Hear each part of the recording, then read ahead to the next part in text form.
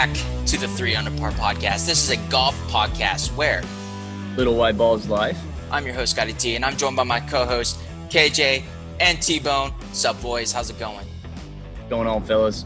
KJ, you look really red, man. Say that every week. That's because I play golf. Really sunburned there, huh? Ooh. Starting to get it. Nice. Scott, T-Bone, I like you the doing good, little, man? yeah, I like the golf background picture. Yeah, Over no your big shoulder. deal. So for those who are watching on YouTube, that is Pebble Beach right there. And so soft flex on the Pebble Beach stuff. But yeah, my wife got a nice Pebble Beach portrait in our room because I'm usually upstairs recording, but now I'm downstairs. So mixing it up It's a a nice little bit. touch. It's a nice touch. Thank you. I'll tell her that. I don't know if she listens or not, to be honest, but Hopefully not, or else she's never going to let you play golf with me. yeah, exactly. Well, fellas, we're going to talk some Travelers Championship, maybe touch on the Utah Championship as well. And then today I played in the Texas Am Qualifier. So going to talk about that a little bit as well. So we're going to put time cues in the description below on where we talk about what certain things. And we're a little crunched for time, so we're just going to dive right on into it. All right, so week 3, PGA Tour is back. They're up at Connecticut, Travelers Championship. DJ comes away victorious. Scaff, that's your boy. We were kind of taking a dump on DJ last week, and then he just goes out and wins. I thought it was pretty interesting. Yeah. I was talking about the streak he had going, and I guess he completed it to keep it going for 13 years. If you think about what you were doing 13 years ago, I was pretty damn young. Were you in elementary school? No. No, I'm just kidding. No, but I was a preteen. No, I was a teenager. Just barely a teenager, just hanging out, and he was winning PGA Tour events. So Were he's you a been doing it for a freshman? long time. I was 13. It's probably not. No, it's I don't middle know school, how yeah. ages work. Yeah. Nice. I don't know how ages work. Well, I do want to put a caveat. So 13 seasons, supposedly Dustin Johnson has won on the PGA Tour. It's a little skewed because of the wraparound schedule. They're including the wraparound schedule on that. So it puts him in categories with like Jack Nicklaus, Arnold Palmer, Tiger Woods, for people who have won like consecutively that long in number of years.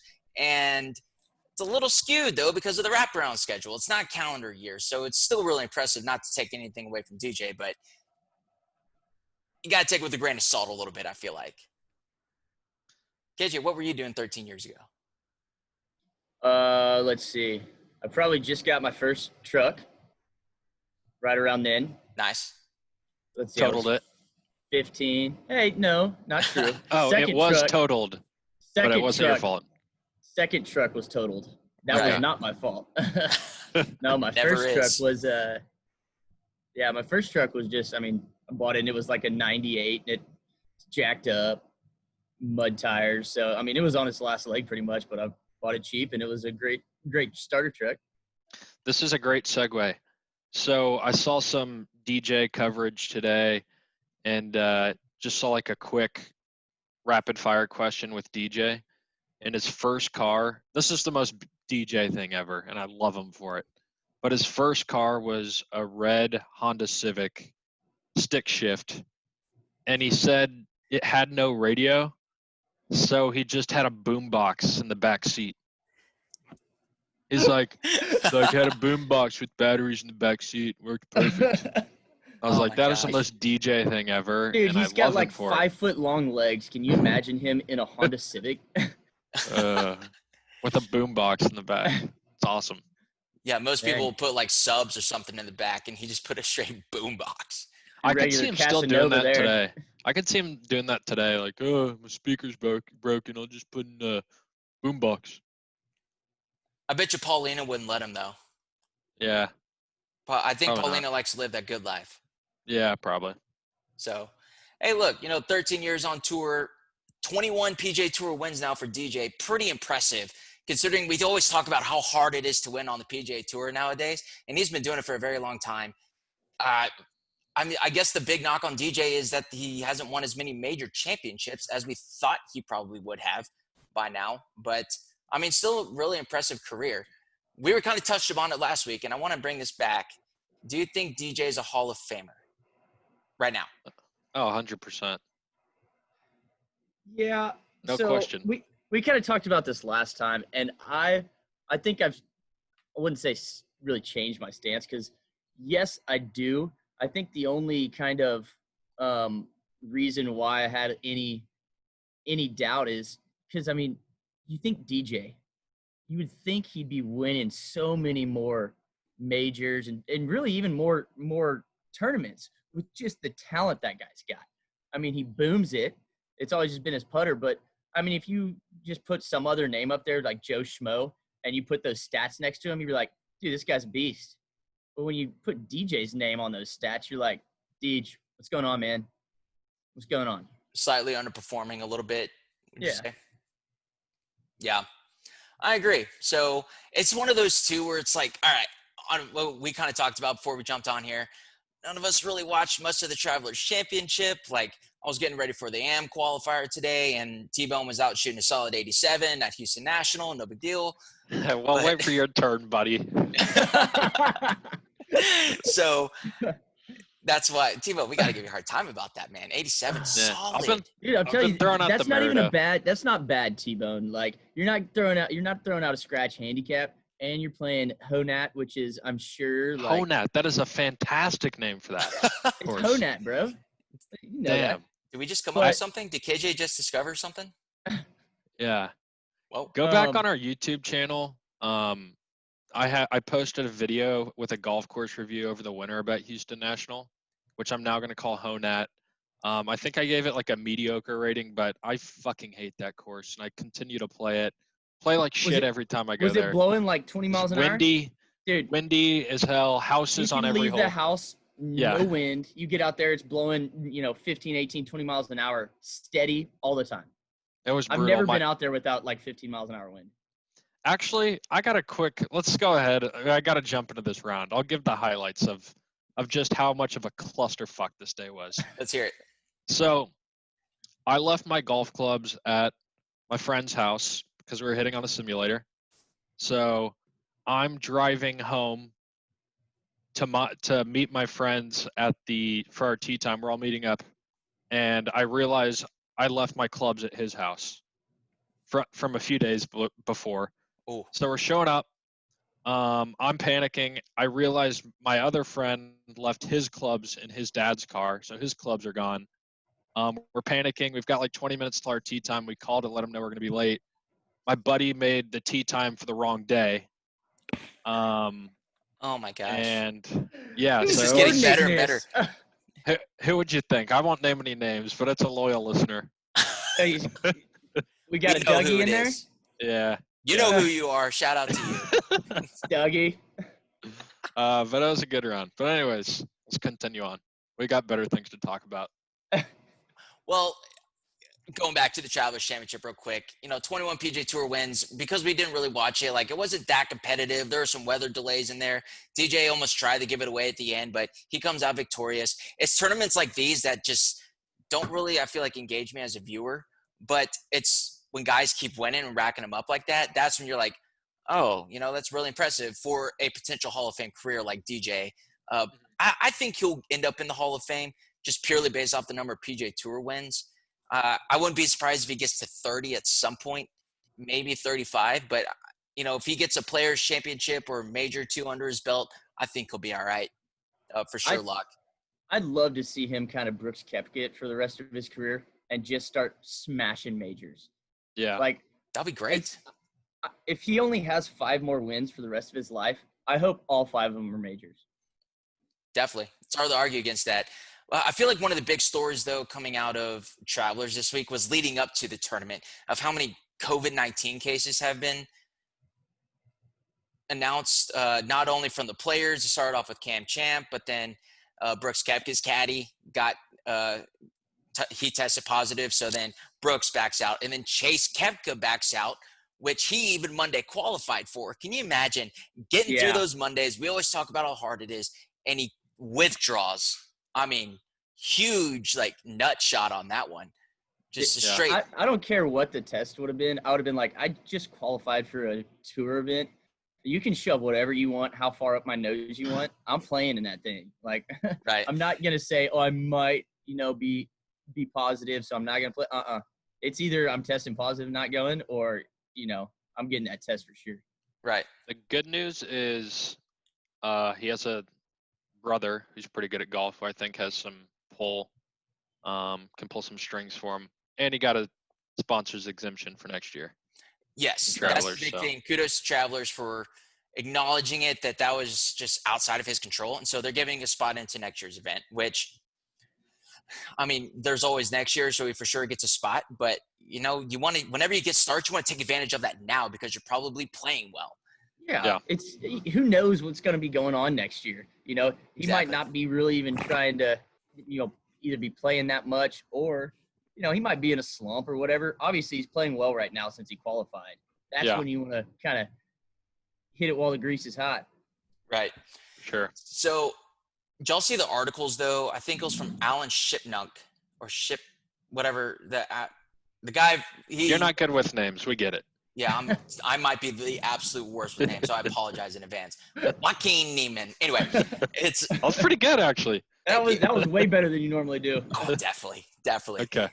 There were a couple of articles that were trending out on, at least on Twitter and social media, saying that the PGA Tour should just pull the plug, stop the season now. And I want to give big shouts to Jay Monahan and the PGA Tour for keep playing.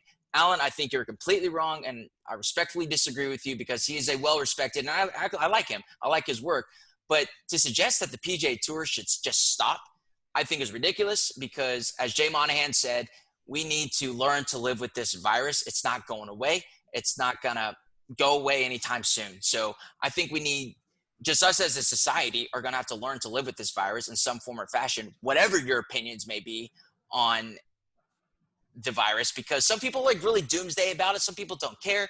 I think there's probably a happy medium somewhere in there, but I think it even came out today that Dylan Fratelli, he tested positive already. So he withdrew from the Rocket Mortgage already.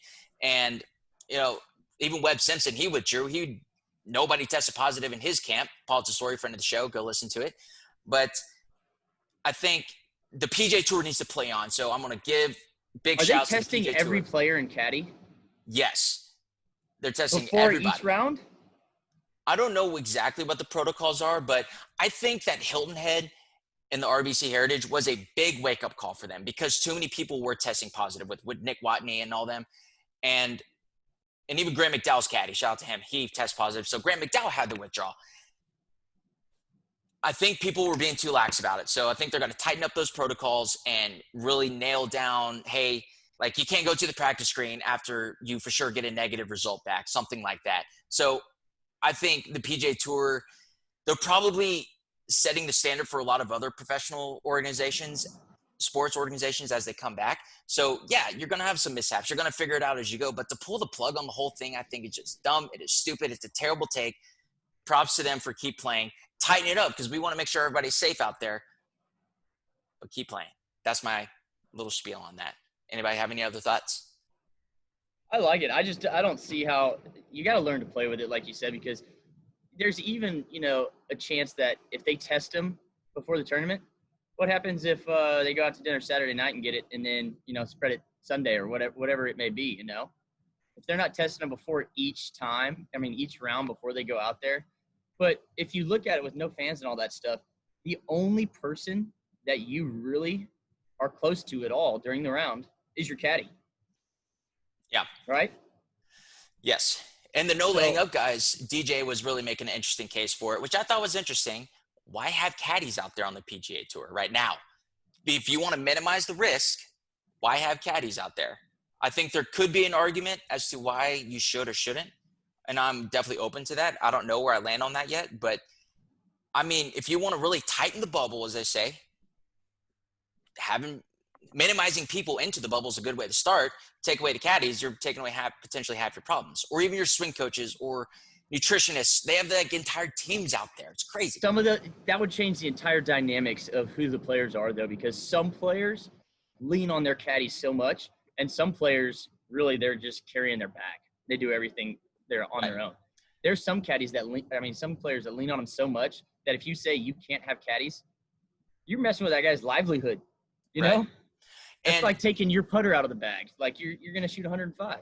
yeah, I mean that's a good point. One of the arguments for eliminating caddies, though, is that the purses are still the same. So if a player relationship with the caddy, like Webb Simpson, if Paul wasn't on the bag for Webb, yeah, he might not have won, but you could still pay your caddy your usual amount because it's not like they're getting pay decreases. The purses are the exact same for the payouts.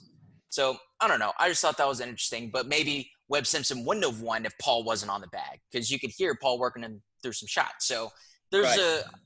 I would assume caddies would still be there no matter what, but it's an interesting argument, I think, to hear. I think the one thing I'm fully on board with, let's just play with this, like continue to play, learn how to deal with it, blah blah blah. But it felt like during the Heritage, it was, oh my God, Nick Watney has COVID, and that was like shocking. Now it's kind of like, okay, Nick Watney, Graham McDowell's caddy, Brooks's caddy, Jason Day showed symptoms, Dylan Fratelli, Harris English just got it. So it's like, Yep.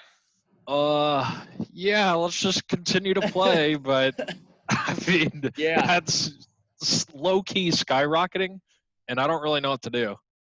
But It gets to the point where, I mean, I think one thing that you could do is no pins. You can't move the pins because that's one of the contact points. But why wouldn't each course give like a cart to each caddy and each player, and like leave it for them, like that's their cart for the week. Nobody else touching that. You're not switching carts out, or something like that. And just, I mean, I think that would be an easier way to do it. I mean, walking, yes, but having them, I think, have something that's just that one players for that week, I think would be better. Interesting. yeah, at the end of the day, little white ball's life. Can't take Yeah. it away now. Yeah. Let's I go. mean, Yeah. those Onward. guys are in such good shape, and like, most of them are youngish. Yeah. Half of them probably had it and don't even know it. Right. Yeah. And sports being back, I think, is just important for the country at the moment. I mean, just getting to watch live sports. I mean, we went almost 2 or 3 months with nothing. Like, how desperate are we for this? So I think Major League Baseball and NBA, NFL, they're going to take a look at this, see what NASCAR, UFC, and what PGA Tour golf is doing, and then take what they like from it, and then hopefully incorporate it. So, because again, the safety is paramount for everybody. But I think we need to keep playing golf, keep playing, press on. That's my stance. Yep, So, I T-Bone, agree. let's transition to some golf gossip / fashion. T-Bone, take it away. Yep, taking the spotlight, Mr. Mickelson himself. If you didn't have a chance to see, well, rewind. I think Phil's been on tour for over 20 years, and I've never in my life, since I've been watching him, wear sunglasses. So within the last few weeks, I think first tournament back, Colonial, he throws on the reflector shades, and I was like, but because they're Phil, they're badass. Like So straight aviators. yeah, he's got like a few pairs that he's rocking, aviators, the reflectors, all that. And then on Sunday, he rocks a pair of joggers, which if you've listened to any episodes,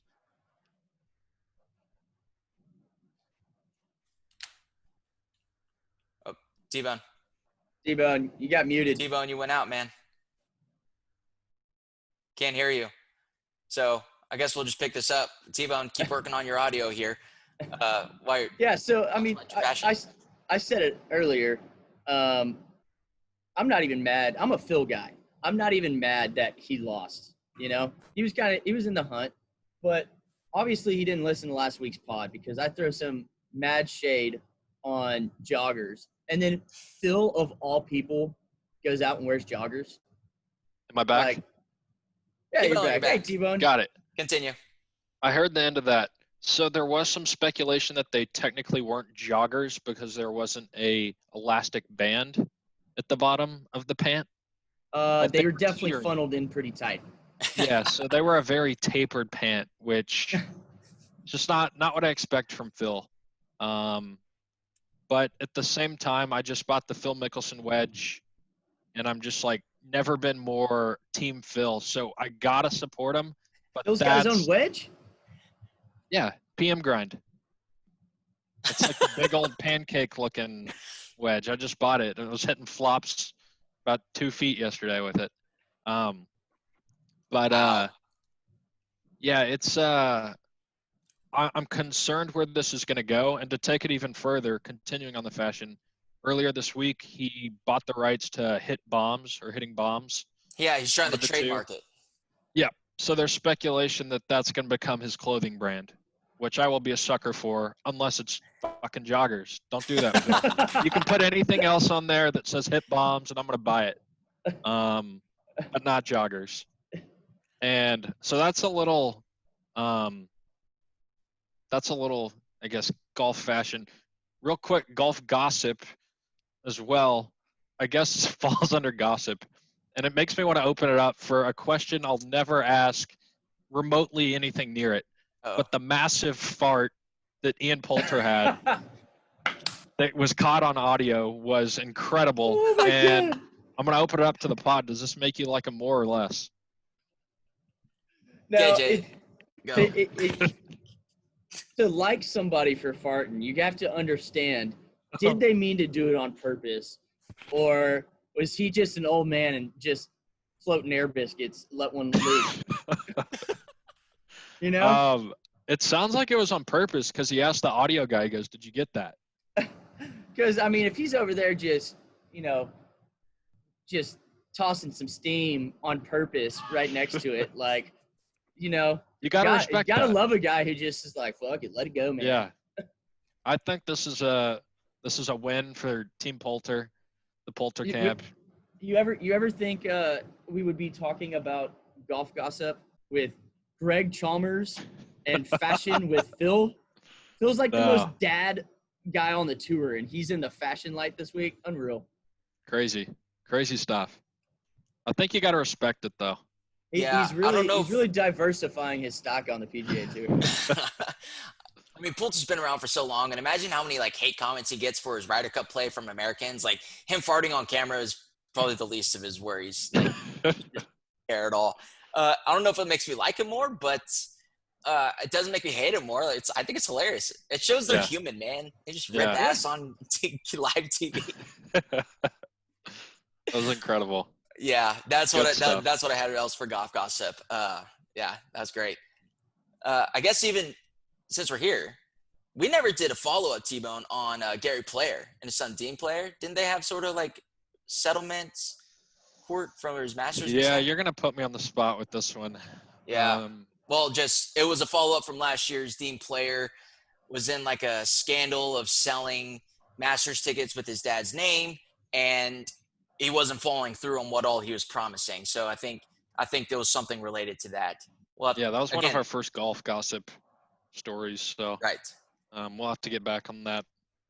Yeah, just a follow-up from last year. It's legal system, blah, blah, blah, all that good stuff. Yep. So before we move on, because we're pressed for time here, I want to give a shout-out to my boy Kyle Jones for winning the Utah Championship. Let's go.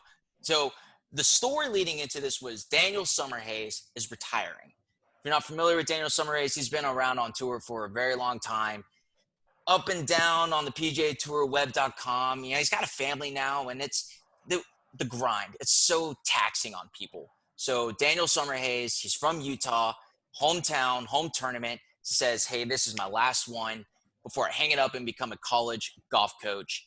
And he goes out and fires a 62 on Sunday. And we say, there's always that one person on Sunday who just go post a number and say, come catch me. And that's exactly what he did. And the conditions got so tough Sunday afternoon. Cold, I don't know if it was a cold front came through, but the wind picked up. It started raining. And my boy Kyle Jones, who I play golf with at Baylor, he was on the PGA Tour, lost his card, so he's back down on Korn Ferry.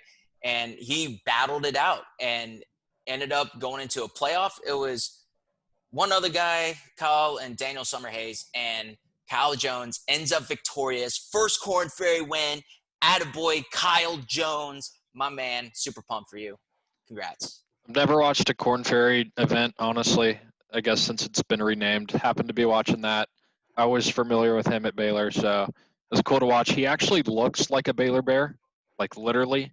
Yeah. Can we call him the He, Grizzly Bear? Is that like a good nickname we can get going? I think so. But he almost chipped in to win, which would have been really cool. But battled it out in the playoff, got the W. So that was cool. For sure. Yeah. I don't know if Kyle's okay with that. I need to text him. Maybe he'll come on the pod. The Grizzly Bear. We'll see if that sticks or not. Wouldn't lead with that. No. Yeah, like, such a great guy, though. I mean, can't say enough about the guy. Actually, when we had Coach McGraw on the podcast last year, we were talking a little bit about Kyle, and he just lives and breathes golf, works super hard, and it's so good to see not only somebody we know, but somebody where you know their story, just the hustle, the grind, seeing it pay off. Big shouts to Kyle Jones. Congrats on the win, man. And hopefully you'll come on the pod, and we'll see you soon. So got a few more minutes. Y'all want me to talk about Texas Golf Association? Yep. Yeah, Okay. Quickly. Hit it. KJ, if you need to jump off at any time, man, just go for it.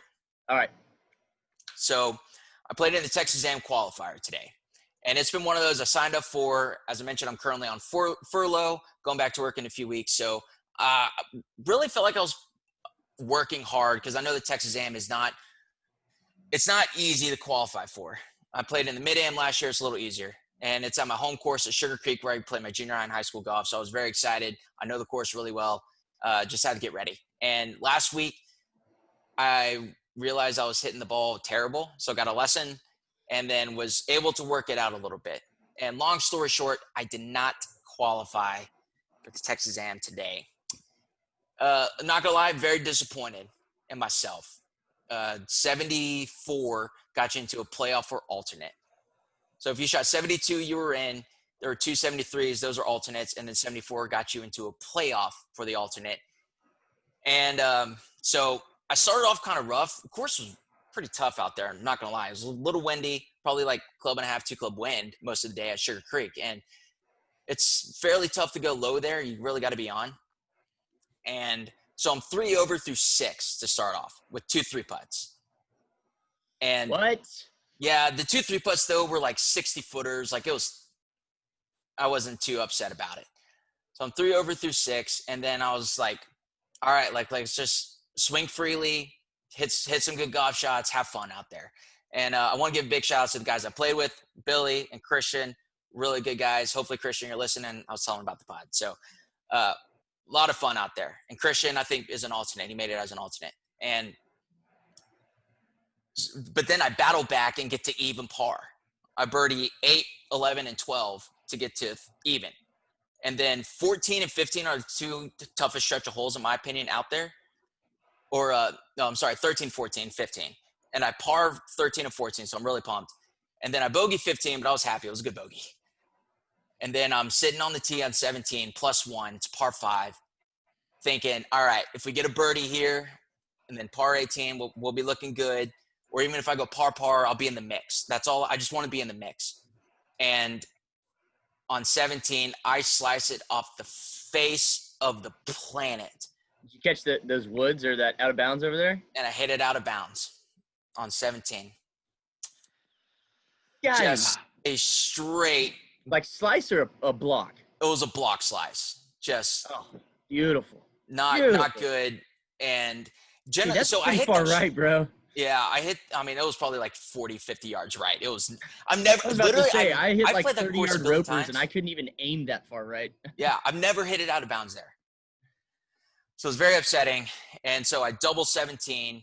And so I'm sitting 3 over on 10. I'm thinking maybe if I birdie on 18, and then I hit a terrible wet shot and just 3 jacked 18 because I knew I was out of it at that point. You're putting like me, 3 3-putts? Yeah, greens were fast, dude. Like, I felt like I was rolling the rock well. Like, I made the putts I was supposed to make. It's just those 3 3-putts, I was sitting 40, 50 feet from the hole to start off. So it was tough. And, I got to rock, boys. I got a meeting. All right, KJ, jump off. Little white balls life, though, for we'll sure. See. All right. All right, bye. So it's just me and T-Bone now, which is tight. But yeah, dude, T-Bone, it was tough out there, man. I felt like I worked pretty hard to get into it. So I'm not going to lie, I'm very disappointed because I was, even with 4 to play and I finished 4 over, the last 4 holes. So that sucked. Do you think it was just like a I don't know, it just kind of happened, or do you think you need more tournament reps, or both? Tournament reps probably would. It's always good to get tournament reps, I think. I don't know the answer to that because at least I guess I just blacked out because I was trying to feel one move at the ball the whole day, and it was working. I was hitting the ball actually pretty good. Again, on 15, it was just that's a tough par 3. I had a really good bogey there. I was almost in the water. So 17, I felt like I made my move at the ball, and just I don't know what happened. That happened one other time, and it was on 3. The dogleg left par 5, but I sliced it probably 80 yards right, but that's no problem over there. Mm-hmm. It was fine. That's just, and even usually, so they built a new tee box that's further back where the tee usually is. You can actually do that because you can clear the stuff. It's only probably like a 220 carry from there. So it's usually okay. But with the tee box further back, it was probably 250 carry, 240 carry. Mm-hmm. And because I sliced it right, it doesn't go as far. And the wind was coming in off the right too. So it was knocking it down even more. Yeah. And so that drive's going to keep me up for a while. That's going to keep me up at night, I think. Because again, I feel like I've put in the work, and to see it not happen, but that's golf. So, 76 was my posted score today. Overall, I'm happy with it. Obviously, very disappointed considering I was right there. If it wasn't on a par 5, that would be all right. But the fact that it happened on a very birdieable par 5 on a place that I've never hit it before, and I've played that course 1,000 times, that hurts. Yeah. So, is there a next tournament on the calendar? I don't have anything set at the moment. I was looking into the Texas 4-ball. Heck, T-Bone, we could play another Next Gen Golf event. Shout out to our friends at Next Gen Golf. We could. So but that's not like a true tournament feel. Yeah. Yeah. It probably will be whenever we get to the Sea Island National Championship. Yeah. But the reason why I feel like I have to work really hard is because obviously, we don't play as much golf. We're a golf podcast. We have jobs. We do this for fun, and we play as much as we can. But for the Texas Am, you're playing against a bunch of college kids. Like Christian, one of the guys I played with today, he's a freshman at Incarnate Word. And, dude, the guy was nails, just so steady. I was like, dude, that's just really impressive, fun to watch. And, Matthew Riedel was playing in this event. Another kid named Donovan, who's really good. A lot of these college golfers who aren't necessarily exempt already into the tournament, but probably should play. They have to go through these qualifiers. And so that's why it's just really tough to make it. Yeah. And I feel like just because I put in the work, doesn't mean you're guaranteed it. But the fact that I was right there, I was even with 4 to play. And on a course that I know really well, I know where the misses are. And the place that I missed it just was dead. Yeah. Literally cost me 2 shots. So tournament golf is brutal. Exactly. So, overall, I want to give, again, credit to the Texas Golf Association. The marshals were kind of on us a little bit. But so one thing that was weird is that you had to wear a mask in the cart in between your shots, if you're riding a cart. So I walked today. All 4 of us, because we played as foursomes, which is a little unusual. Usually it's threesomes. Yeah. We all walked today. I don't think that had played a factor into it, though. I didn't feel physically tired going into 17. I think I just blacked out. I hit a bad golf shot. Yeah. It happens. So you didn't have to wear the mask if you walked? Correct. Oh, totally worth it. Yeah, totally worth it. And the pins were in the entire time. One thing that was cool is if you went into a bunker, you got to place the bunker because you can't rake it. So you got a club length relief, place it down, just no closer to the hole, but you have to stay in the bunker. I didn't hit any bunkers today, so that was fine. But, as long as – I feel like actually – I know it's not that we were talking about PGA Tour stuff earlier. You can play golf, I think, if you're being responsible and be safe and healthy out there. Yeah. Especially if you're walking. And even we left the pins in the entire time, but they had the styrofoam little noodle thing to stop it going for halfway down. It's very popular out there. So It's still weird putting with the pin in. I don't like it, but it's all right. It's not the worst thing in the world. So if you take those safety protocols, you can go play golf. So Texas Golf Association, they did everything right. One thing that was also weird, you didn't have to sign your scorecard. You did like a verbal confirmation, and like he read your scores back to you, and that was your version of signing the scorecard. Yeah. So, but that's fine. It's no big deal. Yeah. It's an adjustment that you make and you go. Yeah. So I don't know. One thing I was looking into, I don't know why. I really want to play in this tournament. I think it'll be fun. I don't know if it's a redemption thing from Merido for the Mid-Am. The Texas Am is a little bit of step up in competition. The Mid-Am is still really tough, don't get me wrong. But again, you're playing against these young college kids. And one of the kids I played with today was from high school. I mean, he was a pretty salty player, shot 74. So I think it would just be fun to play, to maybe show myself that I can play at that level of competition. So there's a last chance qualifier the Monday before the tournament. I might play in that it's a month from now, just over a month. Give it one last go. We'll see. Why not? Why not? Exactly. I feel like the swing wasn't feeling too great a few days. And then today I was joking, like, I'm just going to duct tape around together, see what happens. And I got really close to doing it, but the duct tape fell apart at the end. But one thing I'm going to be doing is that I've actually been keeping track of like me practicing videos, like tuning up from about a month out into the event. So I'll spice those together, put a video up for YouTube here at some point in the next few weeks. And then maybe if I play in the last chance qualifier, do a part 2 or follow up that video. But KJ's gone already, so it's just me and Scaff at the moment. T-Bone, we're running low on time. Do you have anything else that you would like to add? I think we got it. Thanks everybody for tuning in. We appreciate y'all. An update on the hats. The hats will be coming in this week. Thank you everybody for writing those reviews. We had a few more reviews come in. Can't thank you enough. I'll be contacting you this week to send you either a box of Pro Vs or a golf ball you're choosing, or a hat, whichever you prefer, as those come in. So if there are also a few reviews for the listeners out there that I don't really know who you are. It's kind of hard to tell based off the names. So DM us or send me an email. The email is in the description below. Our social media handles are listed below, which is the number 3 under par pod.